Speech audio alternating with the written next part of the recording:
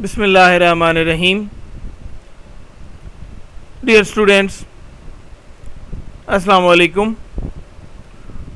اردو سال اول کے آج کے لیکچر کے ساتھ میں ہوں علی عرفان.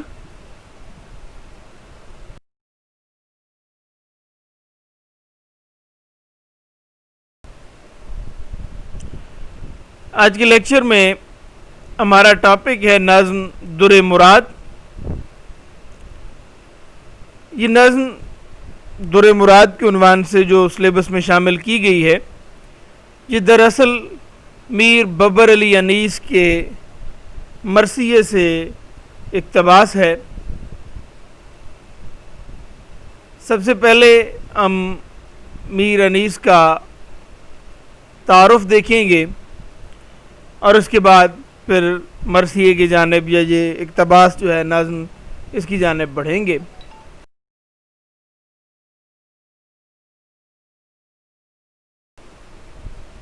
آپ کے سامنے اسکرین پر نصابی کتاب کے صفحات آ چکے ہیں اور وہ پیج بھی آ چکا ہے جس پر میر ببر علی انیس کا تعارف پیش کیا گیا ہے. میر ببر علی انیس 1800 عیسوی میں پیدا ہوئے اور 1874 میں وفات پائی. میر خلیق کے فرزند اور میر حسن کے پوتے تھے. میر حسن، جس کے بارے میں ہم نے پچھلے چند ایک لیکچرز پہلے پڑھا تھا، جن کی مثنوی ہم نے شہزادے کا چھت پر سونا اور پری کے ہاتھوں اغوا ہونا، وہ جو مثنوی سحر البیان تھی، اس کے جو شاعر ہیں میر حسن، اور وہ مثنوی نگار بھی تھے اور مرثیہ نگار بھی تھے. میر حسن کے والد میر زاہد بھی مرثیہ نگار تھے اور ہجو گو بھی تھے. میر امامی ان کے خاندان کے جد اعلیٰ تھے، جو کہ آباد ہوئے ہندوستان میں. پہلے دہلی میں رہے، پھر بعد میں فیض آباد اور پھر لکھنؤ میں آ گئے. لکھنؤ میں میر انیس آئے. میر انیس سے پہلے ان کے جو آباء و اجداد تھے وہ فیض آباد میں، کیونکہ ریاست اودھ کا جو دارالخلافہ تھا وہ پہلے فیض آباد تھا اور بعد میں یہ بنا لکھنؤ. تو پھر یہ سب جو فیض آباد کے رؤساء و مراجع طبقہ اشرافیہ تھے وہ سب لکھنؤ منتقل ہو گئے. تو میر امامی پھر ان کے میر زاہد ان کی اولاد میں سے، میر زاہد کے بیٹے میر غلام حسین زاہد کے بیٹے میر حسن کے بیٹے میر مستحسن خلیق تخلص تھا اور اصل نام مستحسن تھا. پھر میر خلیق کے بیٹے میر انیس. یہ ایک نسل در نسل ایک سلسلہ ہے جو ان کے خاندان میں چلا آ رہا تھا میر ببر علی انیس کے. اور یہ سب لوگ جو ہیں یہ نظم یا شاعری کے اور اصناف میں بھی طبع آزمائی کرتے تھے، لیکن مرثیہ نگار بھی تھے. اسی حوالے سے میر انیس نے کہا بھی تھا کہ عمر گزری ہے اسی دشت کی سیاہی میں، عمر گزری ہے اسی دشت کی سیاہی میں، پانچویں پشت ہے شبیر کی مداحی میں. اس پہ بجا طور پہ میر نے فخر کیا تھا اس بات پہ. اچھا، میر انیس کے 3 بیٹے تھے، 3 فرزند، اور وہ بھی مرثیہ نگار تھے. میر انیس کے جو 3 فرزند ہیں، میر جلیس، میر سلیس اور سب سے بڑے میر نفیس. تو یہ ان کا ایک خاندانی سلسلہ تھا. اور وہاں کی جو لکھنؤ کی اور فیض آباد کی جو مجالس ہوتی تھیں، جب بڑے بڑے نوابین کے ہاں جو مجالس وہ منعقد کراتے تھے لوگ، تو ان میں میر انیس اور ان کے خاندان کے جو بزرگ تھے میر خلیق اور میر حسن بھی، یہ وہاں پہ مرثیہ نگاری تحت اللفظ مرثیہ پڑھتے تھے مجالس میں. اسی طرح سے مرزا دبیر بھی پڑھتے تھے. تو یہ وہاں کی ایک روایت کا یا وہاں کے کلچر کا ثقافت کا حصہ تھا. اور میر انیس کو پھر گھر میں یہ ماحول ملا، اس لیے میر انیس جو ہیں وہ مرثیے کا سب سے بڑا تعارف بن گئے. خاندانی روایات کے مطابق انہیں گھر پر ہی تعلیم دی جاتی رہی. گھر کے باہر ان کے پہلے استاد میر نجف علی فیض آبادی تھے. زمانہ طالب علمی میں انیس کو معقولات اور لسانی مسائل سے بڑی دلچسپی تھی. یعنی فکری اور لسانی مسائل جو ہیں، زبان کے اور معقولات یعنی عقلی دلائل جو ہیں ان سے دلچسپی تھی. ان کے ذاتی کتب خانے میں لگ بھگ 2000 کے قریب نسخے تھے. یعنی کتابیں 2000 کے قریب موجود تھیں۔ زمانے کے رواج کے مطابق انہوں نے شہ سواری اور شمشیر زنی بھی سیکھی، بعد میں فوجی تربیت بھی حاصل کی، ہمیشہ چاق و چوبند رہا کرتے تھے، طبعاً خوش مزاج اور حاضر جواب تھے۔ انیس نے شاعری کا آغاز غزل سے کیا، لیکن ان کی شہرت کا مدار مرثیہ نگاری پر ہے، کیونکہ انہوں نے غزل کہی ابتدا میں، لیکن ان کے والد نے پھر انہیں غزل سے منع کر دیا اور مرثیہ نگاری پر توجہ دینے کی بات کی، اور پھر میر انیس نے بھی ایک تابع دار فرزند کی طرح باپ کی بات کو اس طرح سے مانا کہ پھر مڑ کے غزل کی طرف دیکھا تک نہیں، ہمیشہ مرثیہ کہتے رہے۔ اچھا، یہاں پہ میں آپ کو یہ بھی بتا دوں کہ پہلے تخلص جو ہیں میر ببر علی انیس، یہ پہلے تخلص کرتے تھے حزین، لیکن ان کے والد امام بخش ناسخ کے پاس انہیں شاگردی کے لیے لے گئے، تو امام بخش ناسخ نے انہیں انیس کا نام دیا تخلص کے لیے، انیس، اور پھر یہی نام ان کی شہرت کا سبب بنا۔ ان کے زمانے میں مرثیہ خوانی کے لیے تحت اللفظ اور سوز کا انداز اپنایا جاتا تھا، یعنی تحت اللفظ بھی پڑھتے تھے لوگ مرثیہ اور سوز میں بھی۔ انیس نے دونوں طرح پر پڑھنے کے لیے مرثیے لکھے اور کامیاب رہے، یعنی سوز کے لیے تو وہ اور لوگ پڑھتے تھے اور تحت اللفظ میر خود پڑھتے تھے۔ ان کا اسلوب سادہ، رواں اور آسان ہے، انسانی جذبات کا بیان انہوں نے جس طرح کیا ہے شاید ہی کوئی کر سکے۔ ایک محتاط اندازے کے مطابق ان کی مرثیوں کی تعداد 2000 کے قریب ہے، اسی طرح 600 سے اوپر کہیں ان کی رباعیوں کے بارے میں بھی روایات ملتی ہیں۔ بہرحال مجلس ترقی ادب نے منتخب مراثی انیس کے نام سے انتخاب شائع کیا ہے انیس کا، جو کہ بڑا ہی شاندار اور کمال ہے۔ اگر آپ کے پاس یہ کتاب موجود ہو یا میسر آئے تو ضرور اس کا مطالعہ کریں۔ اچھا جی، میر انیس کے مرثیے 5 جلدوں میں شائع ہو چکے۔ انہوں نے مرثیوں کے علاوہ سلام اور رباعیات بھی کہی ہیں، ان رباعیات میں بھی ان کا رنگ صوفیانہ ہے، مگر ان کا کمال مرثیے کے فن میں زیادہ کھل کر سامنے آتا ہے۔ مجموعہ کلام کلیات مراثی انیس ہے۔ اچھا، یہاں پہ ایک اور چیز میں آپ کو واضح کروں کہ میر انیس منظر نگاری کے شہنشاہ ہیں، جو چند ایک خوبیاں میر انیس کے مرثیے میں بھی آپ کو دیکھنے کو ملیں گی، اس میں بھی، اور ویسے عمومی طور پہ بھی جو انیس کا تعارف ہیں جو خوبیاں، ان میں ایک منظر نگاری ہے۔ میر بڑی شاندار منظر نگاری کرتے ہیں اور الفاظ کی مدد سے بڑے خوبصورت اور بڑے جاندار باوقار چلتے پھرتے مناظر آپ کی آنکھوں کے سامنے پیش کر دیتے ہیں، یہ میر انیس کی ایک خوبی ہے۔ اس کے علاوہ انیس نے واقعہ نگاری جو ہے، واقعیت نگاری، اس میں بھی بڑی مہارت کا مظاہرہ کیا، بڑے شاندار انداز میں۔ پھر مبالغہ آرائی، یہ بھی میر انیس کے ہاں ایک اہم خوبی ہے، مبالغہ آرائی۔ تو یہ ساری خوبیاں انیس کی ہم آگے دیکھتے بھی جائیں گے اور پڑھتے بھی جائیں گے۔ ہم آغاز کرتے ہیں، تعارف چونکہ طویل ہو گیا ہے زیادہ۔ در مراد نظم ہے، یہ اقتباس ہے، اور یہ مرثیہ حضرت عباس علمدار، جو امام حسین علیہ السلام کے میدان کربلا میں لشکر کے سپہ سالار بھی تھے، علمدار کربلا، غازی عباس کے نام سے بھی جانا جاتا ہے انہیں۔ مولا عباس کا یہ شہادت کے واقعات پر مشتمل مرثیہ ہے، حضرت عباس کی شہادت کے واقعات پر مشتمل یہ مرثیہ ہے، لیکن ہم نے اس میں صرف ابتدائی حصہ پڑھنا ہے، اور اس ابتدائی حصے میں چونکہ انیس کے مرثیے 150، 200، 300 بند پر مشتمل ہوتے تھے، جن میں پورا مضمون جو ہے کسی ایک کے واقعات شہادت پر مشتمل وہ کور کیا جاتا تھا، تو یہ آغاز جو ہے یہ صرف میدان کربلا میں امام حسین علیہ السلام اور ان کے ساتھیوں کا، یا امام حسین علیہ السلام اور ان کا جو ساتھ قافلہ ہے اس کا میدان کربلا میں ورود جو ہے وہ دکھایا گیا ہے۔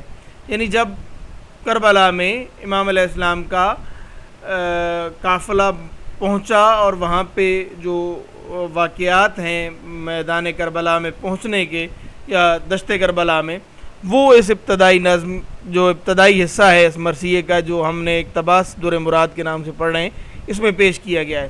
آگے مرثیے میں پھر حضرت عباس کی شہادت کے واقعات پیش کیے گئے ہیں۔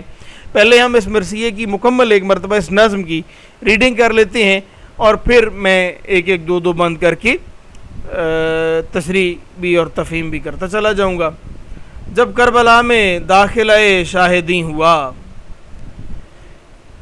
دشت بلا نمونہ خلد بری ہوا، سر جھک گیا فلک کا یہ اوج زمیں ہوا، خورشید محو حسن حسین حسیں ہوا، پایا فروغ نیر دیں کے ظہور سے، جنگل کو چاند لگ گئے چہرے کے نور سے، خوشبو سے ان گلوں کی ہوا دشت باغ باغ، خوشبو سے ان گلوں کی ہوا دشت باغ باغ، غنچے کھلے ہرے ہوئے بلبل کے دل کے داغ، پہنچا سرے فلک پہ ہر ایک کوہ کا دماغ، دریا نے بھی حبابوں کے روشن کیے چراغ، خورشید بن گئے تب کے عرض پاک کے، تاروں کو گرد کر دیا زروں نے خاک کے، بولے فرس کو روک کے شاہ فلک وقار،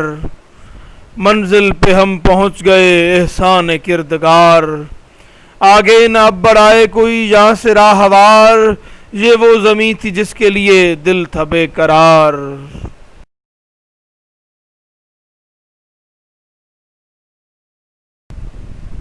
قربان اس مکان سعادت نشان کے، پایا در مراد بڑی خاک چھان کے، اترو مسافروں کے سفر ہو چکا تمام، کوچ اب نہ ہوگا حشر تلک ہے یہی مقام، مقتل یہی زمیں ہے یہی مشہد امام، اونٹوں سے بار اتار کے برپا کرو خیام، بستر لگاؤ شوق سے سرز پاک پر، چھڑکا ہوا ہے آب بقا یہاں کی خاک پر، توشہ مسافروں کا یہی اور یہی ہے زاد، یہ خاک آب خضر سے رتبے میں ہے زیاد، طوفان میں اس کو ڈالے گا جو مرد خوش نہاد، لے آئے گی ہوائے موافق در مراد، دیکھے گا یاس میں کرم کار ساز کو، تھامے گا دست موج سے دریا جہاز کو، اترا یہ کہہ کے کشتی امت کا ناخدا، جتنے سوار تھے وہ ہوئے سب پیادہ پا، حضرت نے مسکرا کے یہ ہر ایک سے کہا، دیکھو تو کیا ترائی ہے کیا نہر کیا فضا، اکبر شگفتہ ہو گئے صحرا کو دیکھ کر، عباس جھومنے لگے دریا کو دیکھ کر، بولے یہ اشک بھر کے شہنشاہ سر بلند، کیوں یہ مقام ہے تمہیں شاید بہت پسند، کی مسکرا کے عرض کے یا شاہ ارجمند، بس جہاں تو خود بخود ہوئی جاتی ہے آنکھ بند، شیر اب یہیں رہیں گے عنایت جو رب کی ہے، میں کیا کہوں حضور ترائی غضب کی ہے۔ آپ نے اس مرثیے کے جو 7 بند آپ کے سامنے پیش کیے گئے، جو نظم کا اقتباس آپ نے پڑھنا ہے، سلیبس کا حصہ ہے، اس میں میدان کربلا میں امام حسین علیہ السلام کے قافلے کا داخلے کا منظر آپ نے دیکھا، اور ساتھ میں میدان کربلا امام علیہ السلام کے ظہور سے کس قدر حسین و جمیل ہوا، اس کے بارے میں آپ نے دیکھا۔ بڑھتے ہیں ہم اب تفہیم اور تشریح کی جانب۔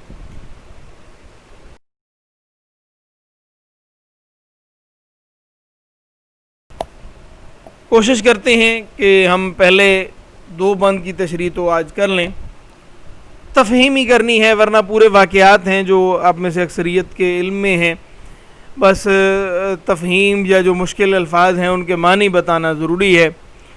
جب کربلا میں داخلہ شاہدی ہوا، دشت بلا نمونہ خلد بری ہوا، سر جھک گیا فلک کا یہ اوج زمیں ہوا۔ داخلہ شاہدی یعنی امام حسین علیہ السلام کے قافلے کا کربلا میں داخل ہونا۔ دشت بلا نمونہ خلد بری ہوا، خلد بری کا نمونہ بن گیا وہ ریگستان، وہ صحرا جو تھا۔ سر جھک گیا فلک کا یہ اوج زمین، زمین کی بلندی، اوج بلندی کو کہتے ہیں۔ زمین اس قدر سر بلند ہوئی کہ آسمان بھی اس کے سامنے جھک گیا۔ خورشید محو حسن حسین حسیں ہوا، دشت بلا میں، کرب و بلا میں طلوع ہوتا ہوا سورج امام حسین علیہ الصلوۃ والسلام کے چہرے کے حسن میں، زیارت میں محو ہو گیا۔ پایا فروغ نیر دین کے ظہور سے۔ نیر دین، دین کا سورج، نیر سورج کے لیے لفظ استعمال ہوتا ہے، یعنی امام حسین علیہ السلام کی ذات۔ ظہور ظاہر ہونا، آنا، ورود، نزول، پہنچنا۔ جنگل کو چاند لگ گئے چہرے کے نور سے۔ اب یہاں پہ شاعر نے یہ کہا کہ امام حسین علیہ السلام کے پہنچنے سے، یا کربلا میں امام علیہ السلام کی آمد سے، ان کی روشنی سے، ان کے چہرے کے نور سے وہ جو جنگل تھا اس کو چاند لگ گئے۔ ہم محاورتاً استعمال کرتے ہیں چار چاند لگ جانا یا چاند لگ جانا، مراد حسن میں اضافہ ہونا۔ ہم اس بند کی تشریح دیکھتے ہیں۔ دو محرم الحرام روایات کے مطابق امام حسین علیہ السلام کا قافلہ کربلا میں پہنچا، اور ابن یزید الریاحی نے، جو بعد میں امام علیہ السلام کی طرف سے ہی شہدائے کربلا میں شامل ہیں، انہوں نے امام علیہ السلام کے رہوار کو، مرکب کو، گھوڑے کو روکا، اور پھر یہیں پہ امام حسین علیہ السلام اور ان کا قافلہ جو ہے وہ ٹھہرا۔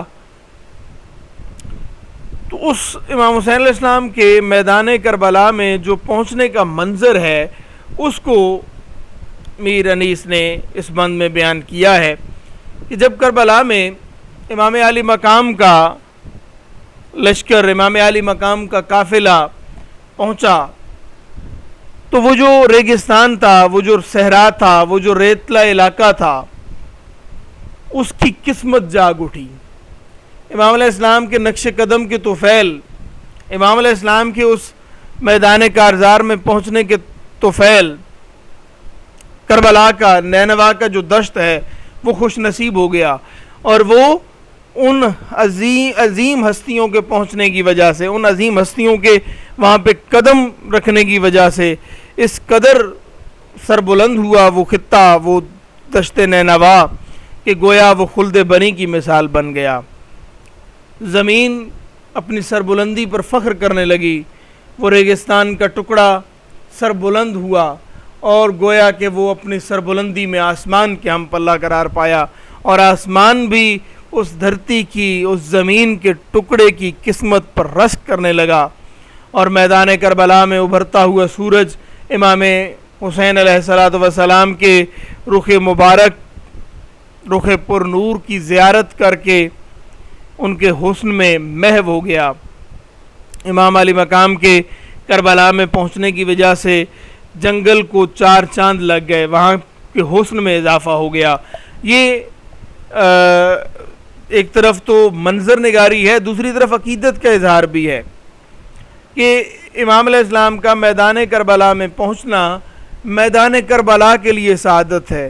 امام علیہ السلام نے اپنے ٹھہرنے کے لیے، اپنے رکنے کے لیے، یا دوسرے الفاظ میں کہ اپنے مقتل کے طور پہ میدان کربلا کو چنا، تو یہ کربلا کے لیے، میدان کربلا کے لیے، دشت نینوا کے لیے اعزاز ہے، اور اسی اعزاز کو مختلف اشاروں اور علامتوں کے ذریعے اور مختلف تشبیہات و استعارات کے ذریعے انیس نے بیان کیا کہ کربلا کو کتنا فخر ہوا، دشت کربلا نے کتنا فخر محسوس کیا امام علی مقام اور ان کے قافلے کے میدان کربلا میں پہنچنے پر، کس قدر اعزاز سمجھا اپنے لیے میدان کربلا نے امام علی مقام کا ظہور۔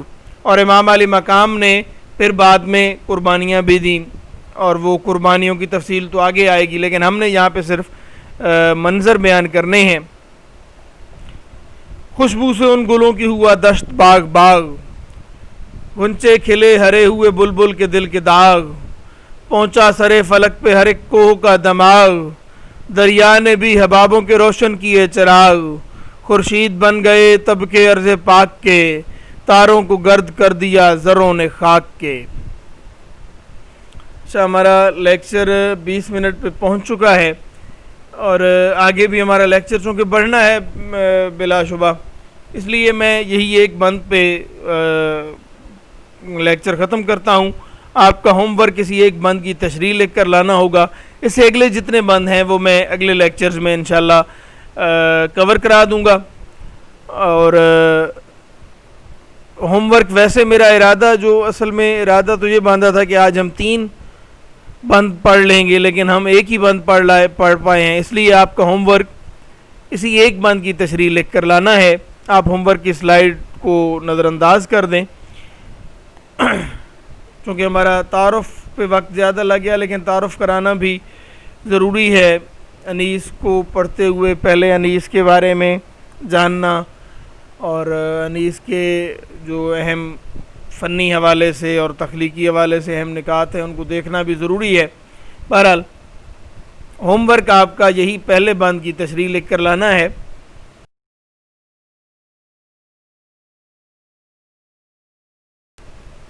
ہوم ورک کی سلائیڈ میں پہلے 3 بند کی تشریح یہ میں نے لکھی تھی کیونکہ ارادہ تھا کہ ہم 3 بند کور کر لیں گے, لیکن ایک ہی بند ہم پڑھ پائے ہیں.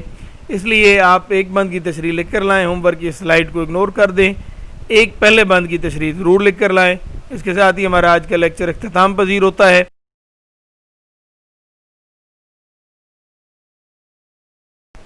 وش یو بیسٹ آف لک. خوش رہیں, خوش رکھیں. اللہ حافظ.